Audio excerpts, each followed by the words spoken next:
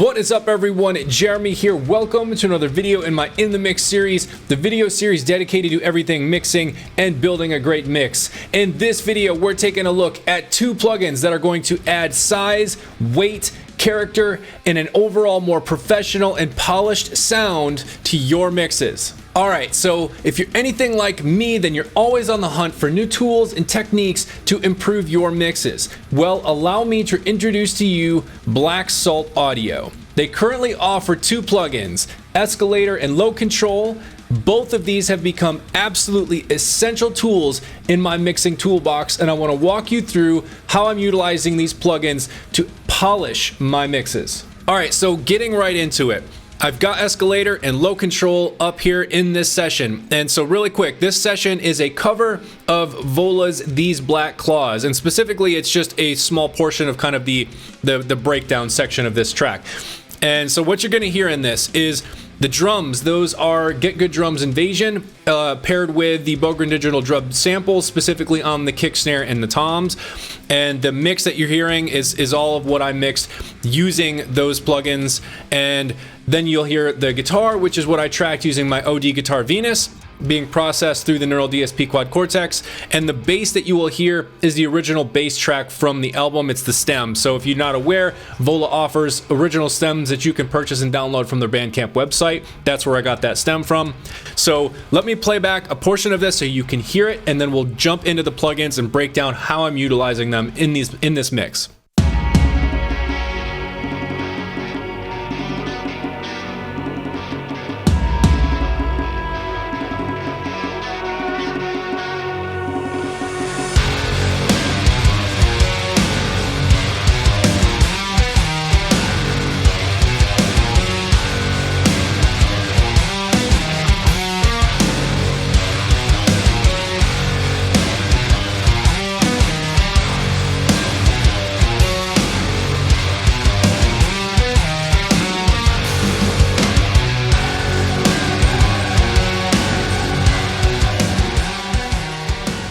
Alright, so that is the session. That's what it sounds like. So let's go ahead and break down these plugins, what they do, and how I'm utilizing them. So the first up is Escalator. Now, this only has two settings. It has this big dial in the middle and then the output. That's it.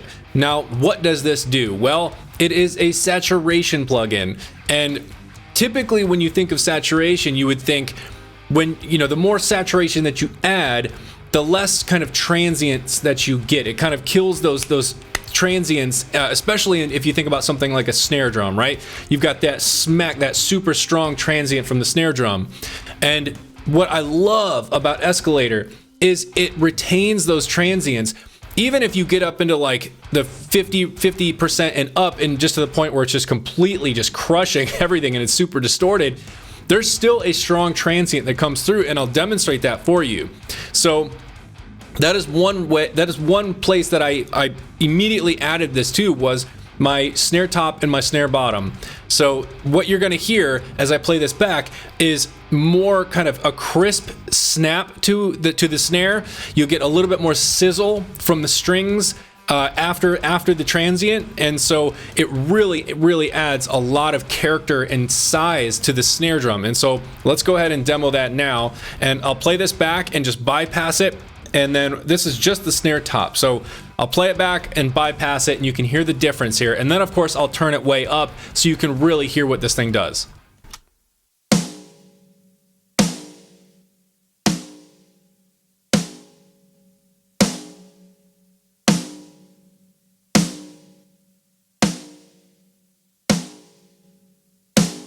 So you can hear there's a huge difference there. You can really hear the crisp snap now even on the transient, which, as you can hear, bypassed or not bypassed, you still get a strong transient.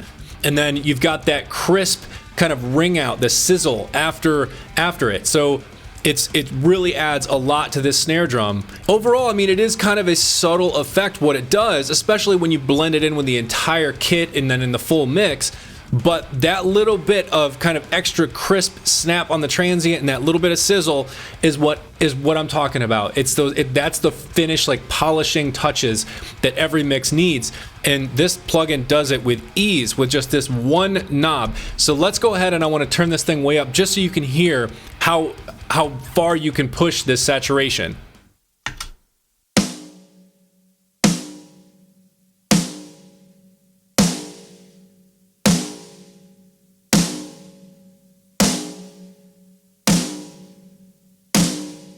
So I have this all the way up, and as you can hear, it's really, distorted at this point. But the thing that I want to point out again is notice that you still have a pretty strong transient hit there. There's still a strong transient.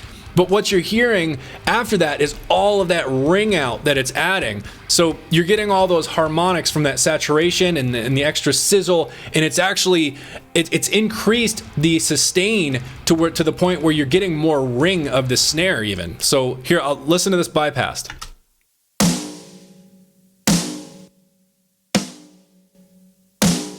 You hear how much more ring out we're getting from that snare. So obviously this is just way too much. But right around here is where I really kind of liked it. Yeah, nice sizzle, nice crispy snap. So that's how I'm using it on my snare, and it's basically the same thing on the snare bottom. Just a little bit more, just turned up a little bit more, just kind of add a little bit more sizzle in those strings. All right, so moving on to the overheads.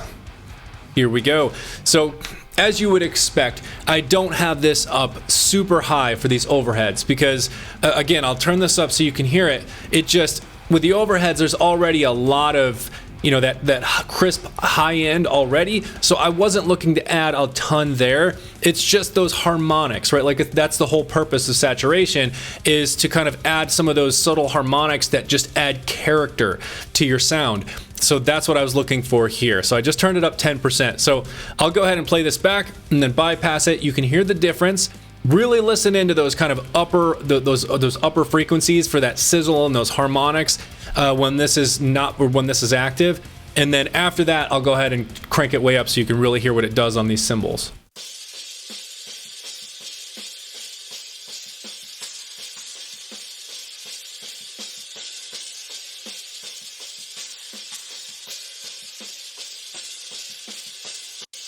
So yeah, if you're listening in a fairly good monitoring environment, or maybe especially if you have some good headphones on, you're going to be able to hear that. I can certainly hear it, especially in those top end upper frequencies. You get a little bit more kind of sizzle from the cymbals, and those harmonics just add character to it.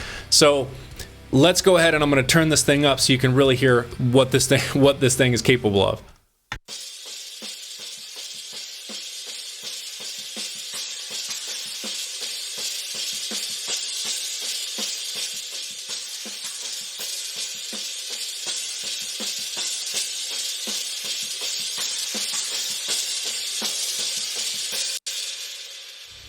So you can clearly hear that is just obviously super distorted and way too much for these cymbals.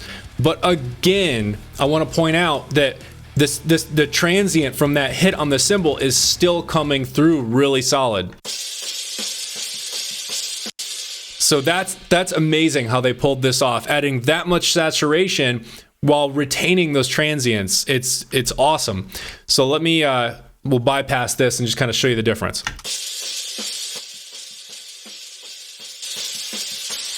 So obviously when you add a lot more saturation like this, just the overall volume gets a whole lot louder too. So it did increase the volume, which is why you have the output. You can pull that down as you increase the volume. All right, and so next up we have the rooms, and this one I did turn it up a little bit more on the rooms. Not quite as much as I have it on the direct snare, but I wanted some more of those harmonics, some of that warmth and just top end crispiness to kind of come through with these rooms. So let me go ahead and solo this, and just as before, I will play this back with it active, bypass it, and then I'll turn it way up afterwards so you can really hear what it does to these rooms.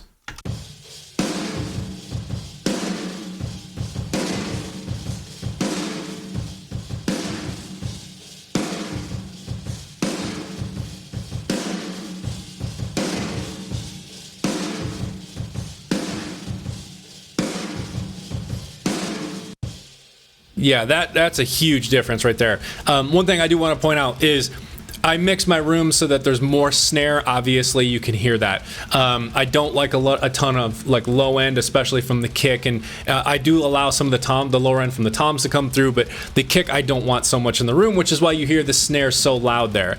But that's intentional. Now, as promised, I'm going to go ahead and just turn this thing up so you can really hear this smash these rooms.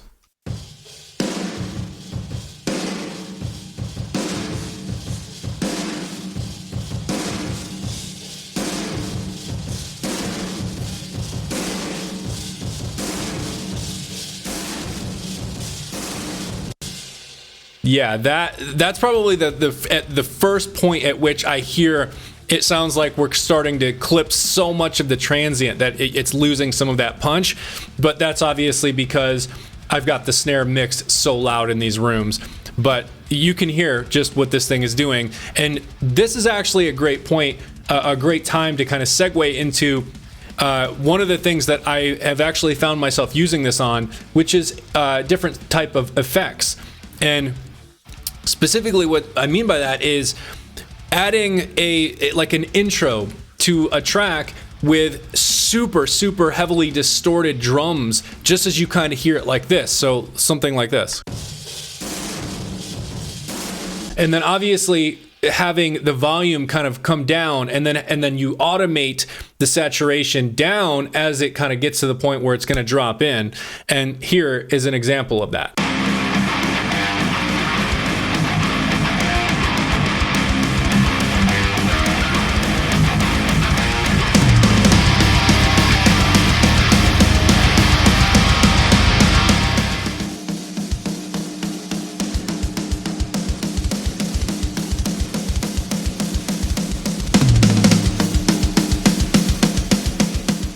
So as you can see, there are a lot of use cases for Escalator, and I've only scratched the surface of what all you could do with a plugin like this. So now let's go ahead and shift gears and take a look at Low Control. Here's the plugin. Let's quickly walk through what all it has. This is, again, still a very simple plugin to use. Essentially, you have the control section and the enhance section. Now, turning off enhance. So looking at just control. So what we have here is essentially a compressor. And what's really cool about this is it's the compressor only operates at the frequency that you select and below, which is what it says, compress below. So right now I have this on my drum track, my overall drum bus, where all of my drums are summed to in one bus. So I have this compressor set to 90 hertz, so I want those like sub frequencies. 90 hertz and below is what this is operating on. And then you set your threshold. You'll see your gain reduction here. The low gain you can offset. So if you're whatever you're using this on, if you have a lot of gain reduction happening, you could offset that by increasing the low gain. You'll have your meter section in the middle here, which gives you your overall output. You can either reduce or increase that there. And another really cool feature here is the solo low. So you actually can solo and listen to just what it's operating on. So like that 90 hertz and below. So I'm gonna go ahead and play back the drums with the enhanced section off, just keeping control on. And then after a bar or two, I'll enable the solo low so you can hear just what this is operating on. Now, one quick note here on Low Control is if you're listening to this on your phone, it's very unlikely you're going to hear a lot of what this is doing, especially when we get to the enhance section. So I want to caution you that if you're listening on your phone, I would highly recommend you put on some good headphones or move to something like a computer that you have a good monitoring environment so that you can really hear this. Otherwise, again, you may not hear a lot of what this is doing, especially when I've got these like lower settings on the enhanced feature. But with that being said, let's go ahead and have a listen.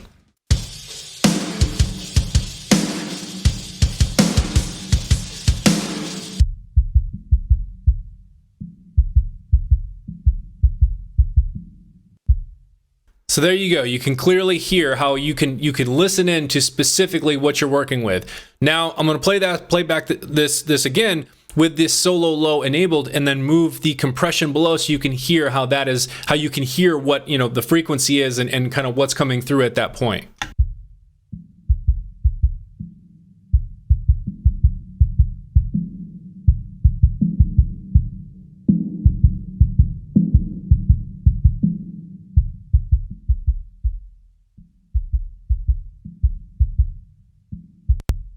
So there you go. That is a really, really cool feature to be able to solo in on exactly what, not only just see the frequency, but actually being able to hear exactly what is coming through at that point and below, and then knowing the compressor is only working on that frequency and below, which is really great. And again, this compressor could not be easier to use. So check this out. You just pull the threshold to the point where you start seeing the gain reduction that you're looking for, and that's it.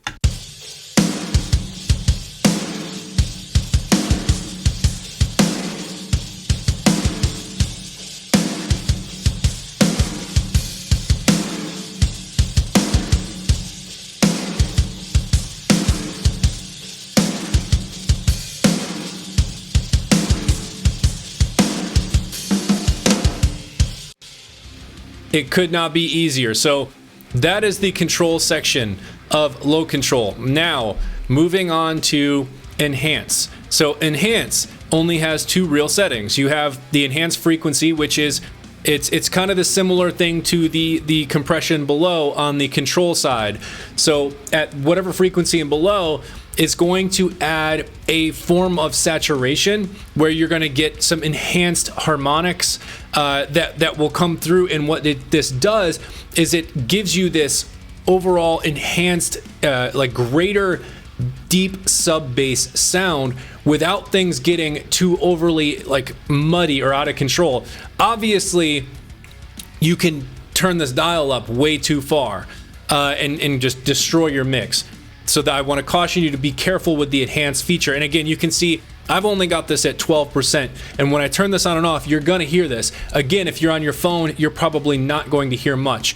But let me go ahead and play this back, and I'll turn on and off the enhanced feature. I'll start with it off, and then I'll turn it on.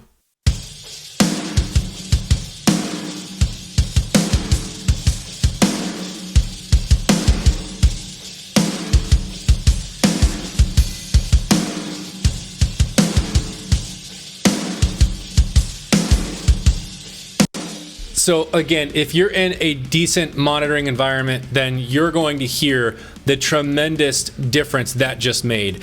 And now what I'll do is I'll go back and play the entire mix and then turn this enhance on and off, and you'll hear it doesn't clash with the bass. It doesn't add mud to the mix. It just gives more, it kind of adds more clarity, if you will, in those lower sub frequencies to the kick.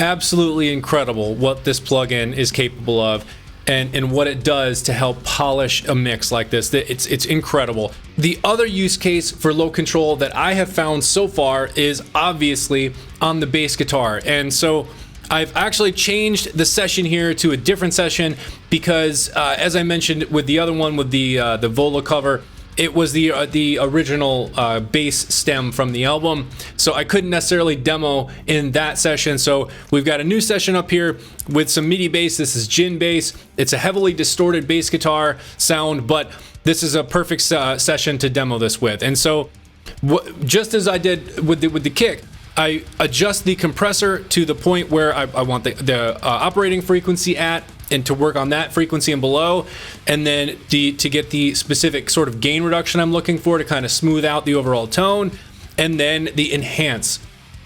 This is the thing which really does do exactly what it says. It enhances the overall sound, again, without things getting too super boomy or muddy in that low end. Just subtle amounts. As you can see, I've only got this at 7% here, and you'll hear the incredible difference that this makes. So I'll start with this bypassed and then turn it on after a bar or two.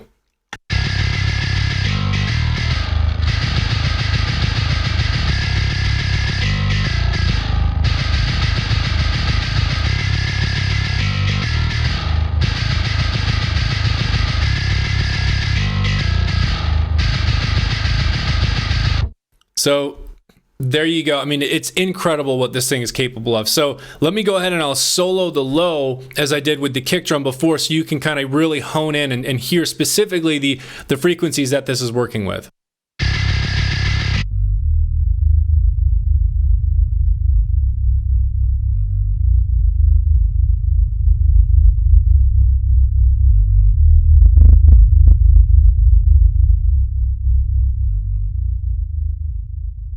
All right, everyone, that is it. We're gonna wrap this up right there. As you can see, these are two super easy plugins to use that do absolutely incredible things for a mix. So if you're digging these, head on over to Blacksall Audio's website and check them out. You can find a link to that directly below in the description. If you're interested in picking up these plugins, use the discount code in the description down below as well for a 10% discount. Now, if you dig this content and you like what I've demonstrated here and you find these plugins useful, do me a favor and hit that like button and consider subscribing to my channel for more like this in the future. And as always, I want to thank you for watching and thank you for your support.